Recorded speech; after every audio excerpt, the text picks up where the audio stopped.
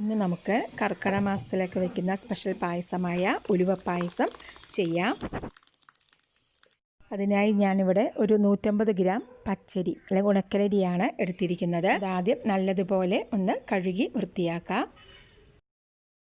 ഒരു 3 table spoon ഉലുവ രാത്രി തന്നെ കുതിരാൻ വെച്ചതാണ്.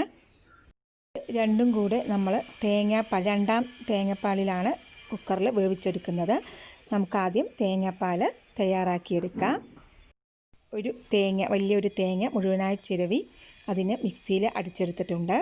ഇത് നമുക്ക് ഒരു അരിപ്പ ഉപയോഗിച്ച് ഇതിലാദ്യം ഒന്നാം പാൽ മാറ്റിയെടുക്കാം. നമുക്കിത് നല്ലപോലെ ഒന്ന് പിഴിഞ്ഞെടുക്കാം. നല്ലതുപോലെ പിഴിഞ്ഞെടുത്തിട്ടുണ്ട്. നമുക്കിത് ഒരു പാത്രത്തിലേക്ക് ഒന്നാം പാൽ മാറ്റാം. ഇനി നമുക്ക് രണ്ടാം പാലെടുക്കാം. അതിനായിട്ട് അല്പം ചൂട് വെള്ളം തയ്യാറാക്കാം. അത് ഈ പിഴിഞ്ഞ തേങ്ങയിലേക്ക് നമുക്ക് ഒഴിച്ചു കൊടുക്കാം. അത് നല്ലതുപോലെ ഒന്ന് പിഴിഞ്ഞ് മാറ്റാം. നല്ലപോലെ പിഴിഞ്ഞ ശേഷം നമുക്ക് തേങ്ങയുടെ ചണ്ടി അത് മാറ്റാം. ഇത് പിഴിഞ്ഞ് മാറ്റിയിട്ടുണ്ട്. ഇത് നമുക്ക് അരിപ്പയിലൂടെ അരിച്ചെടുക്കാം. രണ്ടാം പാൽ കുക്കറിൽ ഒഴിച്ചു കൊടുത്തിട്ടുണ്ട്. ഇനി നമുക്ക് അതേ തേങ്ങയിൽ തന്നെ തേങ്ങയുടെ ആ ചണ്ടിയിൽ തന്നെ അല്പം കൂടെ വെള്ളം ഒഴിച്ചു കൊടുത്തിട്ട് ഒന്നുകൂടെ പിഴിഞ്ഞ് മൂന്നാം പാലും എടുക്കാം. അതുകൂടെ കുക്കറിലേക്ക് ഒഴിച്ചു കൊടുക്കാം. അതിലേക്ക് എടുത്തു വെച്ചിരിക്കുന്ന അരിയും ഉലുവയും ചേർത്ത് കൊടുക്കാം. അതൊന്ന് നല്ലപോലെ ഇളക്കി കൊടുക്കാം. ഒരു 3 വിസിലോളം വരട്ടെ. 3 വിസിൽ വന്ന് ഓഫാക്കി അതിൻ്റെ പ്രഷറെല്ലാം പോയിട്ടുണ്ട്. നമുക്ക് കുക്കർ തുറക്കാം.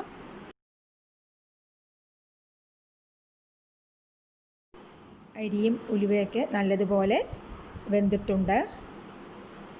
നമുക്കിനി ഇതിലേക്ക് ആവശ്യമായ ശർക്കര ചേർത്ത് കൊടുക്കാം. ഞാൻ ഇവിടെ ഒരു 200 ഗ്രാമോളം ശർക്കര ചേർക്കുന്നുണ്ട്. നിങ്ങൾക്ക് മധുരത്തിനനുസരിച്ച് കൂട്ടുകയോ കുറയ്ക്കുകയോ ചെയ്യാം.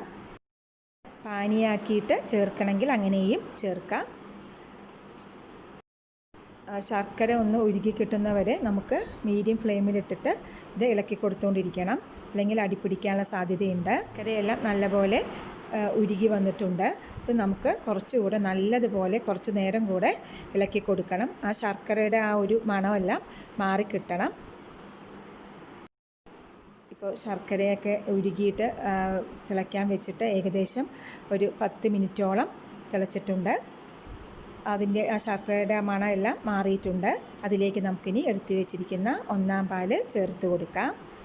ഒന്നാം പാൽ ചേർത്ത് കൊടുത്ത ശേഷം പിന്നെ സ്റ്റൗ നമുക്ക് ഓഫാക്കാം. ഒരുപാട് കിടന്ന് തിളയ്ക്കേണ്ട ആവശ്യമില്ല. ഒരു ചെറിയ തിള വന്നാൽ മതി. ഇനി ഇതിലേക്ക് നമുക്ക് ഞാനൊരു 1/2 സ്പൂണോളം നെയ്യ്, വലിയ സ്പൂൺ 1/2 സ്പൂണോളം നെയ്യ് ചേർത്ത് കൊടുത്തിട്ടുണ്ട്. നിങ്ങൾക്ക് ഇനി ഏലക്കാപ്പൊടി താല്പര്യം ഉണ്ടെങ്കിൽ അത് ചേർത്ത് കൊടുക്കാം. ഞാൻ ഇവിടെ ചേർക്കുന്നില്ല.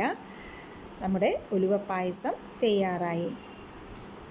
നമുക്ക് ഒരു ബൗളിലേക്ക് മാറ്റാം.